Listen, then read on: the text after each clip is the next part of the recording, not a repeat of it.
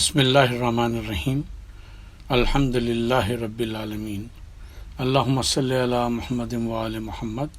کما صلیت علی ابراہیم وعلی آل ابراہیم انک حمید مجید۔ آج کی گفتگو کا عنوان ہے امام حسین علیہ السلام کا اربعین، جس کو عرف عام میں چہلم کہا جاتا ہے۔ ہر قوم کا ایک المیہ ہوتا ہے جس کی وجہ سے وہ زندہ رہتی ہے، اور اسی صورت سے ہر قوم کا ایک رزمیہ بھی ہوتا ہے جس کی وجہ سے وہ زندہ رہتی ہے۔ واقعہ کربلا میں رزمیہ اور المیہ دونوں اکٹھے ہو گئے ہیں۔ اس کی وضاحت یوں ہے کہ قوم اور انسانی ذہن مجرد تخیلات کی دنیا میں نہیں رہتا، اس کو ایک ظاہری مینیفیسٹیشن، ایک ایسی چیز کہ جس کے جو مظہر ہو اس کے اندر کے جذبات کی ترجمانی کا، وہ چاہیے ہوتی ہے۔ کبھی وہ خوشی کا اظہار کرتا ہے تو اس میں وہ ناچنے لگتا ہے، کبھی خوشی کا اظہار کرتا ہے تو تالیاں بجانے لگتا ہے، کبھی کرتا ہے تو مثلا سالگرہ کرتا ہے تو کیک کاٹتا ہے، غبارے پھاڑتا ہے، کرتا ہے۔ یہ چیزیں صرف خوشی کا اظہار ہیں، اظہار کا ذریعہ ہیں۔ ایسی چیزوں کے بارے میں جائز یا ناجائز ہونے کا حکم نہیں لگایا جاتا۔ اسی صورت سے عید ہے، عید الفطر ہو یا عید الاضحیٰ، ان دونوں میں جو خوشی کا اظہار ہے اس کے طریقے جو ہیں وہ مختلف ہیں۔ اسی صورت سے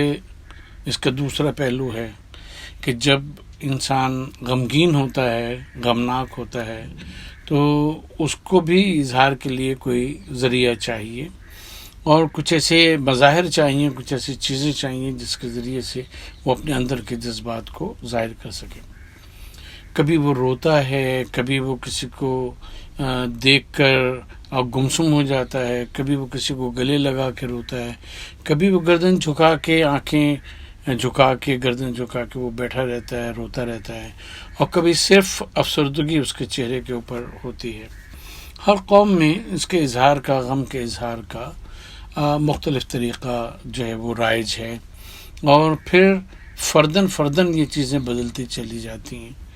جن چیزوں سے زیادہ انسان کو محبت ہوتی ہے ان کو اگر وہ کھو دے تو اس کے اوپر اس کا اظہار جو ہے وہ مختلف طرح سے ہوتا ہے۔ مثلا ہم بہت سے لوگوں کو جانتے ہیں کہ مثلا جن کی کتابیں ضائع ہو گئیں، کوئی کسی وجہ سے آگ لگ گئی یا اور کچھ ہو گیا تو وہ بے ہوش ہو گیا، ان کا باقاعدہ ٹریٹمنٹ کرنا پڑا، یا ذہنی بیمار ہو گئے۔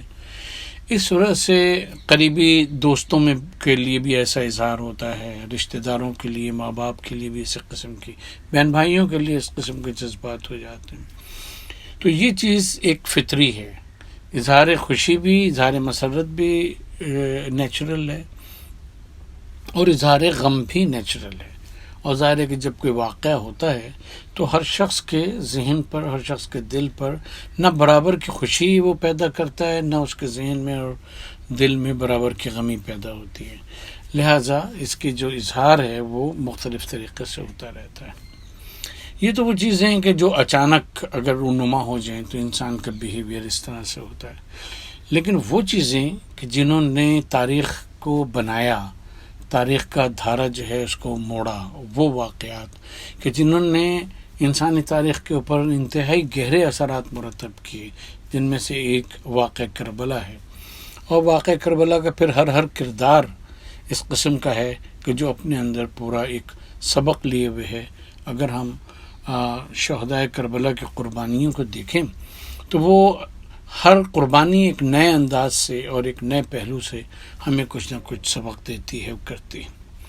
اور اس میں ٹاپ آف دا لسٹ ایک بات ہے، اور وہ یہ ہے کہ دین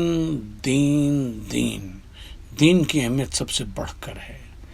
اور اتنی اہمیت ہے کہ نبی پاک صلی اللہ علیہ وآلہ وسلم کی صحیح حدیث ہے کہ آپ نے فرمایا کہ اگر مجھے بار بار قتل کیا جائے، پھر میں زندہ کیا جاؤں، پھر قتل کیا جاؤں، پھر زندہ کیا جاؤں، پھر قتل کیا جاؤں، پھر زندہ کیا جاؤں، تو بھی میں دین کی راہ میں جان دیتا رہوں گا اور مجھے کسی قسم کا گویا کہ افسوس نہیں ہوگا۔ تو امام حسین علیہ السلام نے اور ان کے ساتھیوں نے کربلا میں یہی چیز جو تھی اس کو گویا کہنا چاہیے کہ ایک متمثل شکل میں، فارم میں لوگوں کے سامنے پیش کیا۔ واقعہ کربلا جب شروع ہوا، یعنی صبح کی اگر لڑائی سے ہم دیکھیں کہ جب دشمن نے حملہ کیا، اس وقت سے کوئی لمحہ ایسا نہیں تھا کہ جب امام حسین علیہ السلام جنگ کو روک سکتے تھے،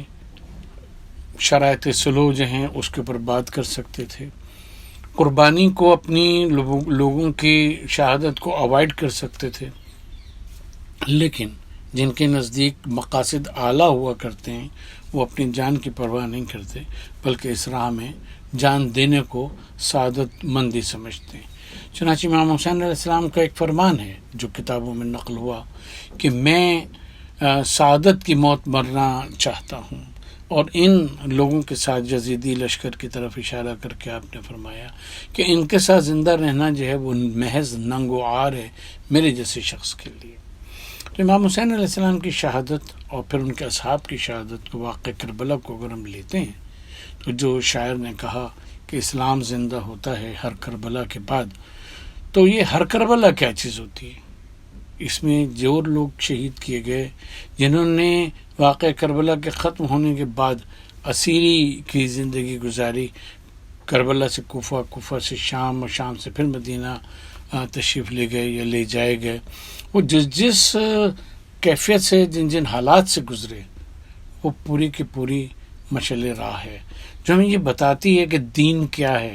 دین کی حفاظت کیسے کی جاتی ہے، اور کون کون سے اس میں مصائب جو ہیں انسان کے کو درپیش ہو سکتے ہیں۔ تو اسلام زندہ ہوتا ہے ہر کربلا کا مطلب یہ ہے کہ جو شخص شہید ہو رہا تھا، اپنی جان دے رہا تھا، وہ ایک کربلا مکمل کر رہا تھا، دوسرا شہید اس نے دوسری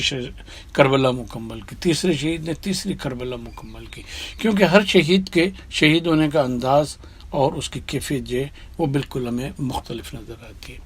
اسی لیے ہم دیکھتے ہیں کہ واقع کربلا ہونے کے فوری بعد ایک ریئیکشن ہوا، اور وہ ایسا ریئیکشن ہوا کہ پھر بنو امیہ کو پورے 90 سال تک چین سے حکومت کرنا نصیب نہیں ہوئی۔ ایک کے بعد ایک رائزنگ، ایک کے بعد ایک بغاوت، ایک کے بعد ایک جہاد کے لیے ٹکڑی اٹھتی تھی، اور توابین کا اور جناب زید ابن علی کا جہاد تو مشہور ہے کہ جس طرح سے انہوں نے کربلا کے بعد جہاد کیا۔ تو جب ہم 40 تک پہنچتے ہیں تو 40 کے بیچ میں بھی واقع کربلا کو یاد کیا جاتا ہے۔ اس کی وجہ یہ ہے کہ جو چیزیں بار بار دہرائی جاتی رہتی ہیں وہی تاریخ کا حصہ بھی بنتی ہیں، وہ ایک امپیٹس پیدا کرتی ہیں، ایک جذبہ پیدا کرتی ہیں، ایک تحریک پیدا کرتی ہیں لوگوں میں کہ یہ واقعہ جو ہے یہ ہوا جب امام حسین اور ان کے اصحاب اس کے خاطر اپنی جان دے سکتے تھے دین کی، تو دین پہ جب بھی اثر پڑے گا، دین کے اوپر جب بھی وقت آئے گا، دین کو ڈسٹارٹ کرنے کی جب بھی کوشش کی جائے گی، تو جب حسین نے اس کے لیے قربانی دی، جب علی اکبر نے، جب عباس نے، جب آن محمد نے، جب قاسم نے اور دیگر جو شہداء کربلا ہیں، انہوں نے اپنی جان کو کچھ نہیں سمجھا، تو ہم لوگ تو ان کے مقابلے میں ان کے گردے پا بھی نہیں ہیں۔ جب جناب زینب سلام اللہ علیہا صدیقہ صغریٰ، جناب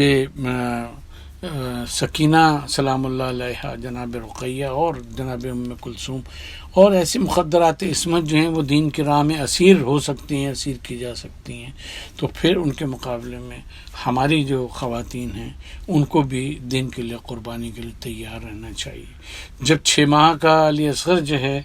وہ تیار ہو سکتا ہے قربانی دینے کے لیے اور قربانی دیتا ہے، ایسی لازوال قربانی کہ جو شہداء کربلا میں سے اور کسی نے وہ اثر پیدا نہیں کیا جو جناب علی اصغر کی قربانی سے ہوا، تو پھر ہمارے بچے، ہمارے 6 سال کے بچے ہوں، 5 سال کے بچے، 10 کے ہوں، اس سے نیچے کے ہوں، اگر ان کی قربانی جو ہے